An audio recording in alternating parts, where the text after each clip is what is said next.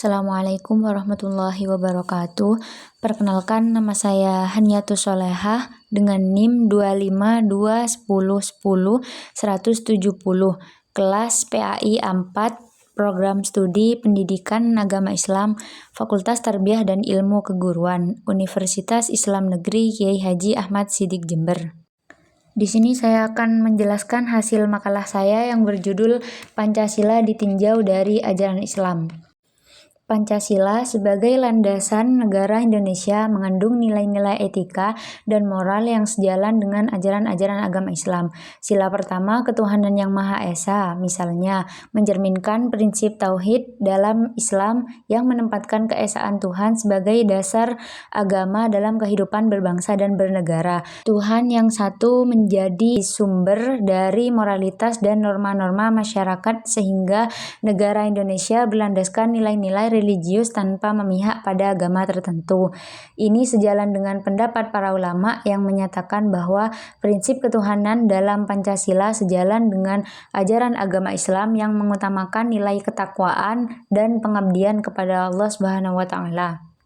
Harmonisasi Pancasila dengan prinsip-prinsip Islam terlihat jelas dalam sila-sila yang berkaitan dengan kemanusiaan, persatuan, dan musyawarah. Ajaran Islam mendorong ukhuwah, keadilan, dan musyawarah yang merupakan landasan penting bagi kehidupan sosial dan politik. Konsep rahmatul lil alamin yang menjadi tujuan utama ajaran agama Islam. Oleh karena itu, nilai-nilai Pancasila sejalan dengan ajaran agama Islam. Bahkan, Pancasila berperan sebagai sarana yang mendukung penerapan prinsip-prinsip keadilan sosial dan harmonisasi antar individu seperti yang diajarkan dalam Al-Quran dan Sunnah. Selain itu, prinsip keadilan sosial bagi seluruh rakyat Indonesia sejalan dengan ide-ide dalam Islam mengenai kesejahteraan dan distribusi yang adil. Islam sangat peduli terhadap pemerataan kekayaan, hak-hak bagi orang yang kurang mampu, serta perlindungan terhadap kelompok rentan. Konsep seperti zakat, infak, sedekah, dan larangan untuk riba menunjukkan bahwa keadilan sosial adalah elemen penting dalam konsep ajaran agama Islam. Demikian, jika dilihat dari sudut pandang Islam, Pancasila adalah fondasi negara yang sesuai, relevan, dan dapat menampung nilai-nilai universal Islam dalam konteks kebangsaan Indonesia yang beragam. Oleh karena itu, makalah ini bertujuan untuk mengetahui pentingnya menguatkan sikap moderasi beragama dalam kehidupan sosial. Tujuan ini penting untuk mewujudkan kehidupan sosial yang harmonis dan berkeadilan. Baik, yang pertama saya akan membahas mengenai bagaimana konsep ketuhanan yang Maha Esa dalam Pancasila ditinjau dari ajaran tauhid dalam Islam. Sila pertama yaitu ketuhanan yang Maha Esa dapat dipahami sebagai dasar bahwa bangsa Indonesia mengakui keberadaan Tuhan yang satu. Konsep ini sebenarnya memiliki titik kesamaan yang kuat dengan ajaran tauhid dalam Islam, yaitu keyakinan bahwa Allah adalah satu-satunya Tuhan yang patut disembah, la ilaha illallah. Jadi secara teologis, nilai Esa yang termuat dalam Pancasila sejalan dengan inti akidah Islam. Selain itu, ketuhanan yang Maha Esa dalam Pancasila memiliki karakter yang inklusif, artinya negara tidak memaksakan satu agama tertentu, tetapi memberikan ruang bagi setiap pemeluk agama untuk menjalankan ajarannya secara bebas dan bertanggung jawab. Sikap inklusif ini juga sejalan dengan semangat tauhid yang menekankan nilai-nilai akhlak seperti toleransi, keadilan, dan saling menghormati. Islam sendiri menegaskan bahwa tidak boleh ada paksaan dalam beragama. Al-Quran Surah Al-Baqarah ayat 256 yang menunjukkan bahwa kebebasan beragama bukan hal yang bertentangan dengan tauhid. Dari sudut pandang etis, sila pertama berfungsi sebagai pedoman moral bagi kehidupan berbangsa. Ketika dikaitkan dengan Islam, tauhid tidak hanya berbicara tentang keimanan, tetapi juga bagaimana keimanan tersebut diwujudkan dalam perilaku sehari-hari, seperti bersikap jujur, amanah, dan tidak merugikan orang lain. Dengan kata lain, ketuhanan yang Maha Esa dan tauhid sama-sama menuntut manusia untuk menjaga hubungan baik dengan Tuhan, sekaligus mempraktikkan nilai-nilai kemanusiaan dalam kehidupan sosial. Oleh karena itu, Pancasila tidak bertentangan dengan Islam, justru banyak nilai fundamentalnya yang saling menguatkan. Pembahasan yang kedua yakni apakah nilai-nilai kemanusiaan yang adil dan beradab sesuai dengan ajaran akhlak dan kemanusiaan dalam Islam. Nilai-nilai kemanusiaan yang adil dan beradab yang merupakan sila kedua Pancasila sangat relevan dengan prinsip akhlak dan kemanusiaan dalam Islam. Dalam hal ini perlu mengetahui bahwa kedua nilai tersebut dapat saling memperkuat dan mendukung dalam menciptakan masyarakat yang adil dan beradab. Adapun beberapa konsep terhadap pembentukan masyarakat dapat dijelaskan. Yang pertama yaitu konsep kemanusiaan dalam Islam dan Pancasila. Dalam ajaran Islam, Tuhan menjadikan manusia dengan kedudukan yang unik, di mana setiap orang dianggap memiliki kehormatan dan hak fundamental yang harus dihormati. Ide ini sejalan dengan konsep kemanusiaan yang adil dan beradab yang mengutamakan kesetaraan dan keadilan untuk seluruh umat manusia.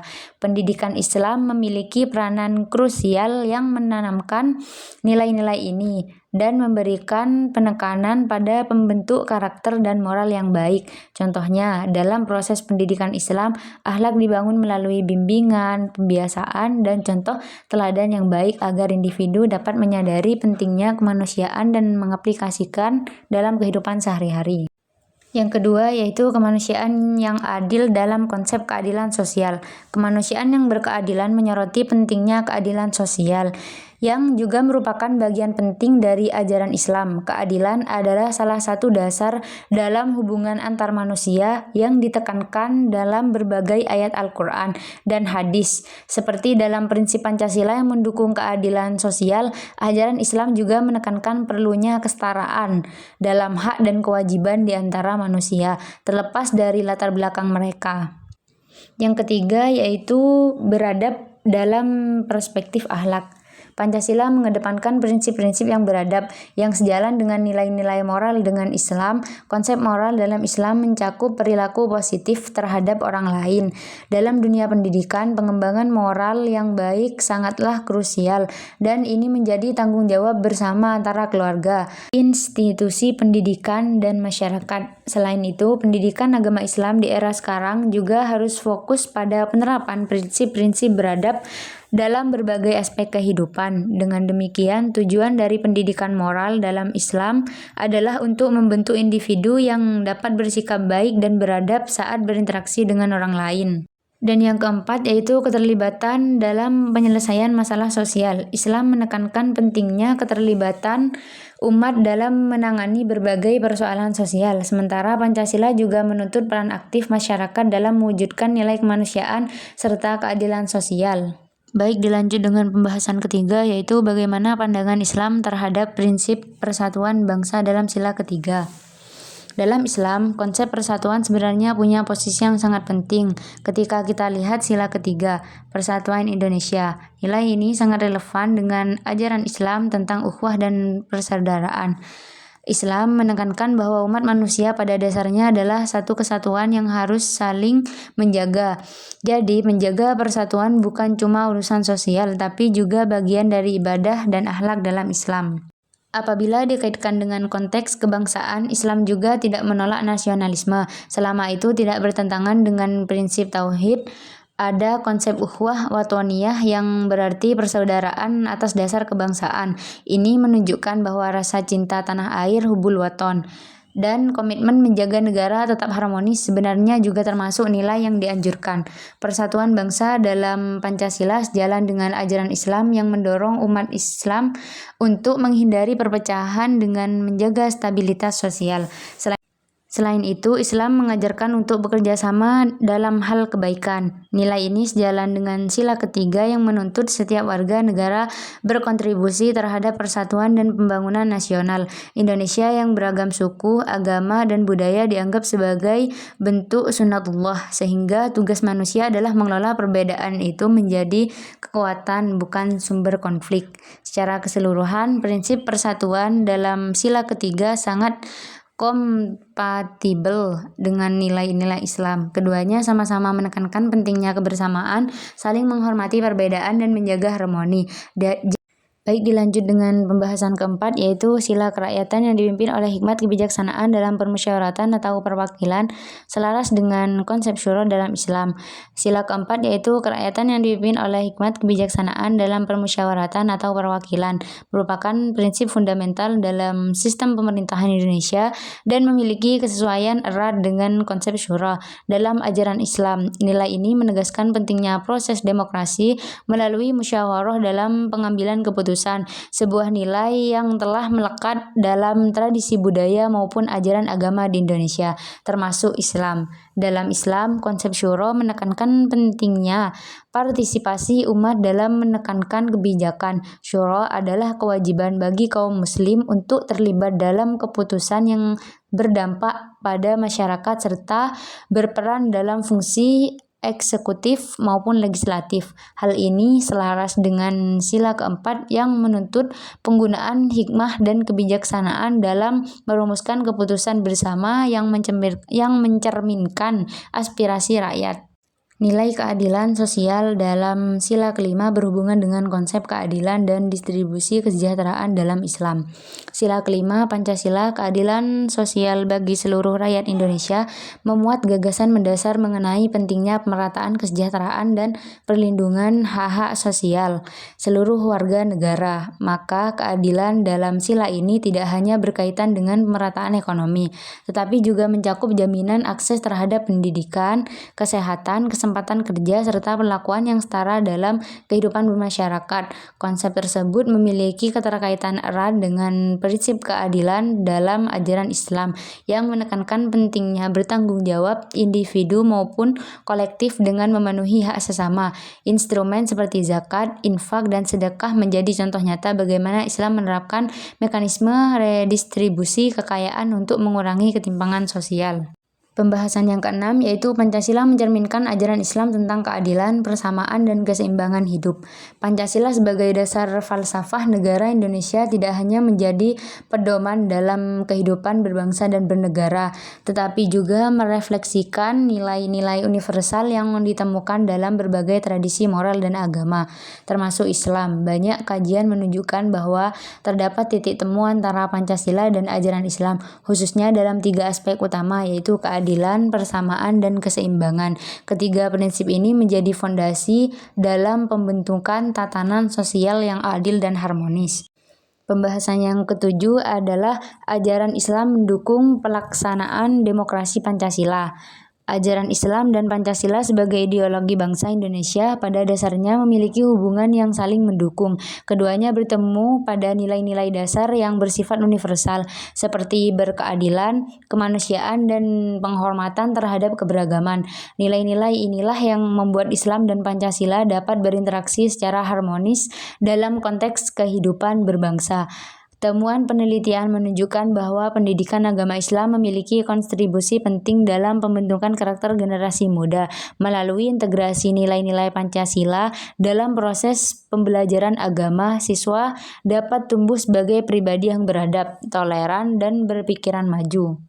Pembahasan yang ke-8 yakni keselarasan ajaran Islam dan Pancasila dalam mencegah radikalisme dan intoleransi. Keselarasan antara ajaran Islam dan Pancasila dalam upaya mencegah radikalisme serta intoleransi di Indonesia merupakan tema strategis yang perlu mendapatkan perhatian berkelanjutan. Islam sebagai agama yang menjunjung nilai tengah, toleransi, dan perdamaian memiliki hubungan yang erat dengan Pancasila sebagai dasar negara yang menempatkan kerukunan dan persatuan sebagai pilar utama. Sejumlah penelitian mutakhir menunjukkan bahwa penguatan moderasi beragama khususnya melalui institusi pendidikan seperti pesantren dapat menjadi langkah preventif dan efektif dan meredam munculnya paham-paham ekstrem. Pembahasan yang ke-9 yakni kontribusi nilai moral Islam dalam membentuk karakter bangsa sesuai dengan Pancasila. Kontribusi nilai-nilai moral dalam Islam memiliki posisi penting dalam proses pembentukan karakter bangsa Indonesia, terutama ketika ditinjau melalui kerangka Pancasila sebagai dasar ideologi nasional. Setiap sila dalam Pancasila memuat nilai-nilai etis yang pada dasarnya sejalan dengan ajaran Islam, sehingga keduanya dapat dipadukan sebagai fondasi dalam memperkokoh karakter kebangsaan. Penguatan karakter ini menjadi urgensi tersendiri di era globalisasi, di mana arus budaya luar kerap melemahkan identitas moral generasi muda.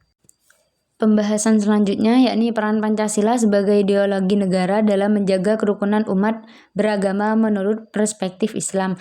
Peran Pancasila sebagai dasar ideologi negara sangat penting dalam menjaga keharmonisan antar umat beragama di Indonesia, termasuk dalam hubungan dengan ajaran Islam. Pancasila tidak hanya dipahami sebagai konsep politik, tetapi juga sebagai pedoman yang menyatukan berbagai keyakinan dan aliran keagamaan. Pengakuan terhadap pluralitas agama di dalamnya menjadi fondasi kuat untuk meminimalkan potensi konflik dan menjaga kerukunan dalam masyarakat yang majemuk. Jadi kesimpulan dari makalah tersebut adalah Pancasila sebagai dasar negara Indonesia kerap dipahami memiliki keterkaitan yang kuat dengan nilai-nilai inti ajaran Islam. Dalam perspektif ini, terdapat sejumlah aspek yang menunjukkan bagaimana Pancasila dapat diharmonisasikan dengan prinsip-prinsip Islam dengan kehidupan bernegara. Pertama, pendidikan agama Islam memegang peran penting dalam membentuk karakter serta moral generasi muda.